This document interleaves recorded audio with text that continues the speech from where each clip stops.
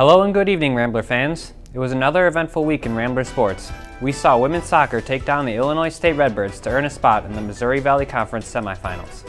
And the cross-country team made a strong appearance at the Missouri Valley Conference Championships with 3 Ramblers earning all MVC accolades. All this and more coming up on the Rambler Sports Locker.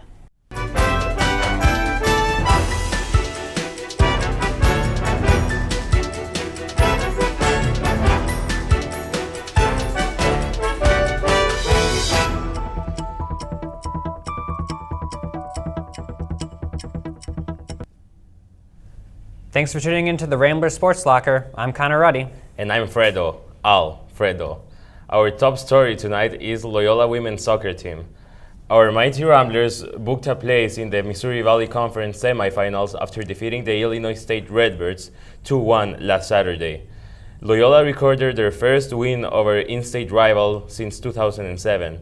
It was a perfect day for Loyola in central Illinois as the Ramblers came out attacking since the opening whistle. Sophomore Evelyn St. Ramon gave Loyola an early lead 10 minutes into the game.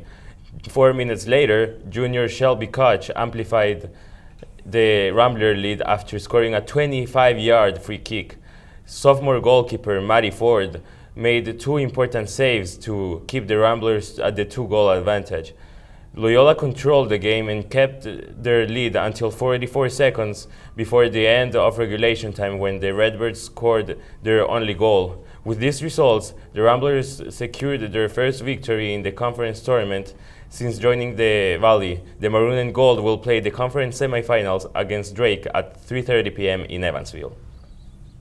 We will now send it over to Jake Mazinke for this week's By the Numbers, where he will give us an ode to Fetty Wap. Thanks, guys. Sadly, this is our first week without baseball. After a fantastic World Series, the Kansas City Royals have come out victorious. Although I wish the Cubs would have won, I want to give Kansas City the credit that they deserve. In honor of the Royals, my number this week will be 1738. Well, more like 17 and 38. Besides good baseball, the Royals were known for their comical post-game interviews. After the games, the players would be sure to say 1738 when talking to reporters. This number references a line in the popular Fetty Wap song, Trap Queen. If quoting Fetty Wap was good enough for the World Series champs, I figured it would be good for Rambler Sports Locker. So let's start with the number 17. Last year, junior hitter Thomas Jeschke led the Ramblers to their second national title in as many years. He was a 2-time All-American for the Ramblers and was the American Volleyball Coaches Association Player of the Year in 2015. Jeschke decided to forego his senior season and play professional volleyball in Poland and focus on preparing for the 2016 Olympic Games. We're now going to take you back a little bit and go to the number 38. On February 11, 2014, the Loyola men's basketball team lost to the Bradley Braves 55-38. This was a low point in the season for the Ramblers, but don't worry, better days were yet to come. That same season, the Ramblers beat Bradley in their first ever Missouri Valley Conference tournament game with the help of a Milton Doyle buzzer beater. Since then, Loyola has won a total of 24 games, while Bradley has only won 9. Being held to 38 points was the kickstart that the Ramblers needed. Now back to 17. Chicago Bears wide receiver Alshon Jeffrey sports the number 17. The Bears' best receiving target has struggled with injury this season, but number 17 redeemed himself last week. He torched the Minnesota secondary for 116 yards and a touchdown. Although the Bears lost the game, Jay Cutler must be happy to have his favorite target back on the field. Now, not many people wear the number 38, but I didn't have to dig deep to find one. One of my favorite players, Carlos Zambrano, wore the number 38 when he played for the Cubs. Big Z was a starting pitcher for the Cubs during the 2003 season when they missed the World Series because of one fan who will remain nameless. Zambrano was known just as much for his fiery tempo as he was for his fastball and was a mainstay in the Cubs rotation for 10 years. That's all we have for today in this week's edition of By the Numbers. Special thanks to Fetty Wap for the inspiration, and back to you guys at the desk. Thanks, Jake. You're my trap queen.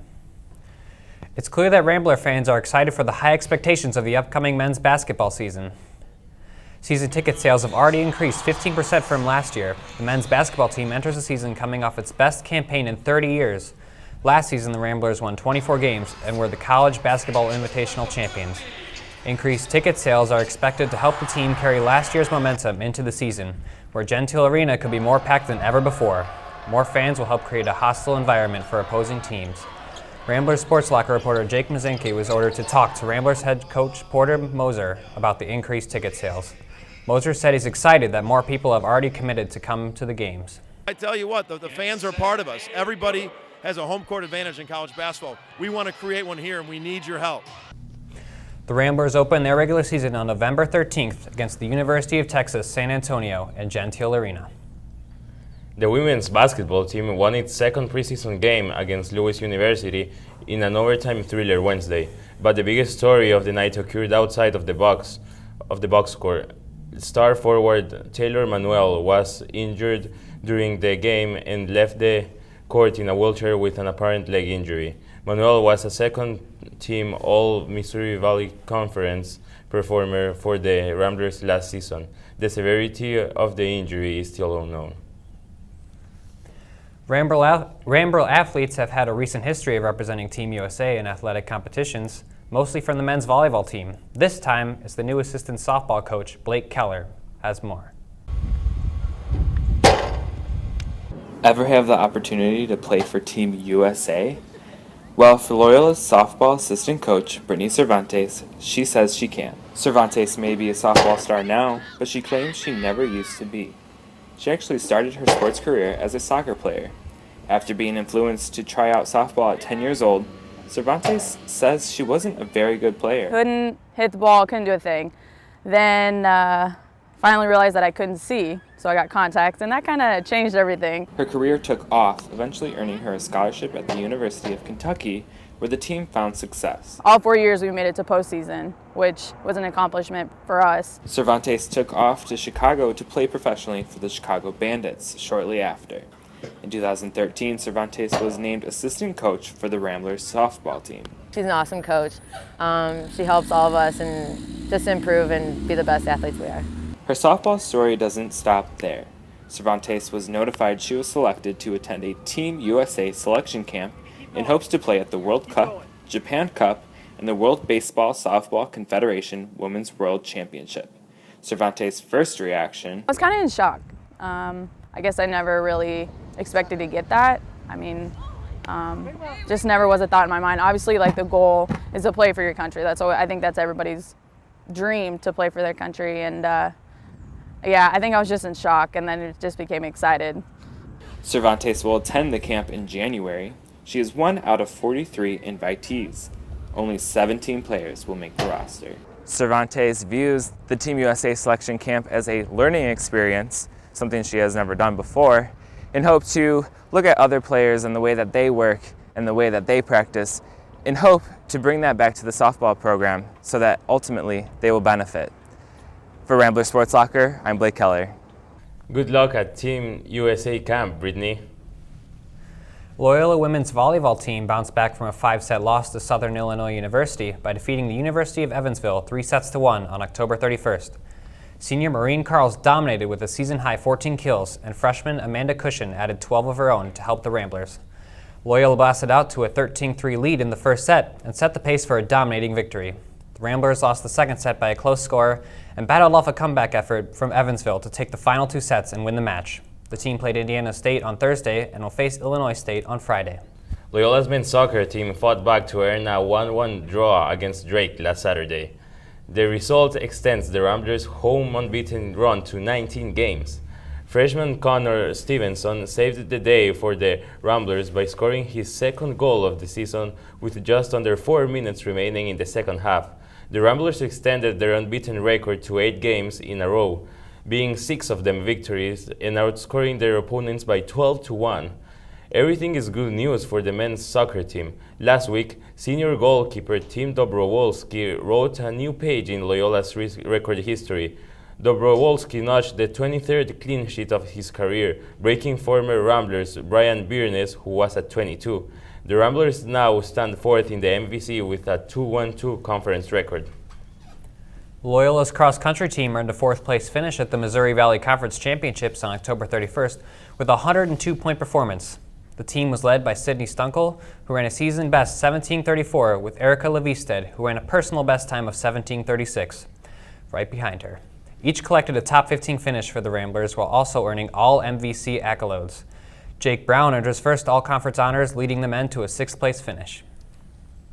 The South has always been known for their pride, especially when it comes to football. But the boys of the Midwest have something to say about that.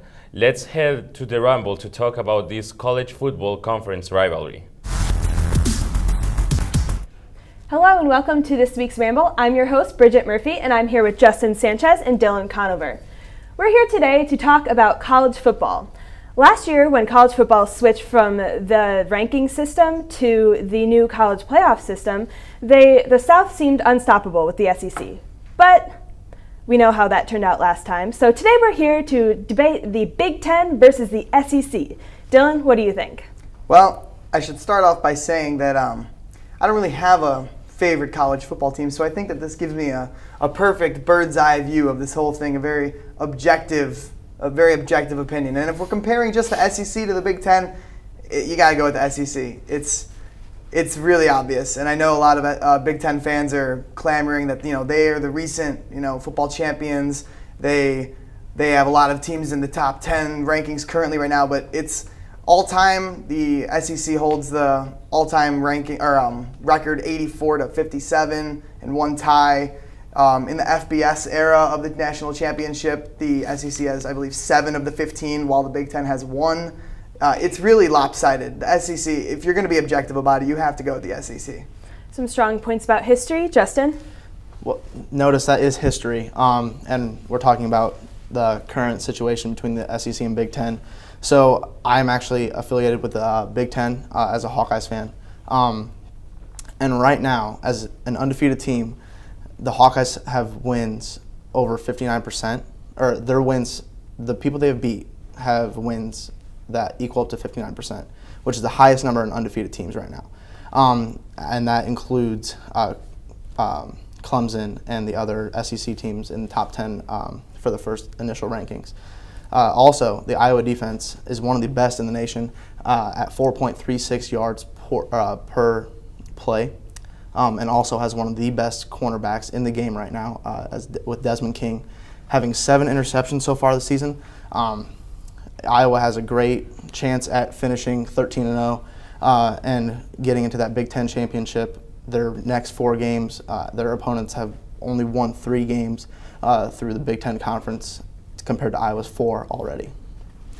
Okay, Dylan, you have a lot about the past, but talking about the future of college football here, what do you have to counter that? Well, if we're going to talk about the future, just give me a second. I just want to make a quick correction. You mentioned that Iowa, first of all, which is only one team within a larger conference, which contains teams such as Purdue, who haven't had any really good players since Drew Brees.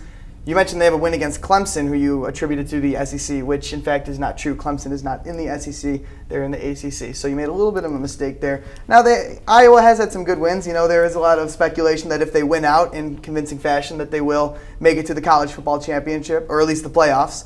But I still want to dwell a little bit on the past. If you look at the past NFL drafts, we'll just look back to this last spring, and there were 54 SEC players taken in the draft. That's once again the most out of any conference in all of football. The Big Ten in comparison had 35. Looking towards the future, it's always a wild card. It's kind of like March Madness in basketball. It's a Cinderella story, and as always, the future's unpredictable. Like we said, Iowa could make it in. Who knows? And once it's in the football playoffs, who knows? Ohio State was the 4th seed going into the first playoff last year, and history speaks for itself. They won the whole thing. But if we're looking at who's the best right now, you can't look at the future. And the only way you can look at who's the best right now is by looking at what it is right now based on what it is in the past. And there are 2 SEC teams in the top 4 teams right now. You got to go with what you can see right in front of you. Speculation is pretty much worthless. We've seen how it's always different every time we try. Justin, Dylan made some good points about Iowa being only one team in the Big Ten. What do you have to say about the Big Ten versus the SEC as a conference as a whole? Well, as a conference as a whole, Ohio State is a power team right now. And given the fact that the SEC has had several dominating seasons and obviously dominating past with NFL recruiting, right now, Ohio State, and coming from a Hawkeye fan, Ohio State has a stacked team that has several players that can go first round in the draft. So given that past, I'm still looking ahead at the future, still looking at what's happening right now. Ohio State is undefeated, so is Iowa, and that brings good points for the Big Ten in the future. So I think in the future and coming up in this next couple weeks, the Big Ten will emerge and will end up bringing home the national championship again. Last year, Ohio State was ranked 16th, and they turned out to win the national championship. So I think that has a lot to speak for itself. Right now, as it stands, I'm going to have to say that Dylan wins on the basis of the history of the SEC and the fact that the rankings right now, at least in the top, say that the SEC does have more powerful teams. So we're going to go with Dylan for the winner. Back to you guys at the desk. The SEC and Big Ten might be good, but Loyola has been undefeated since 1870. I'm pretty sure I have that one on a t-shirt.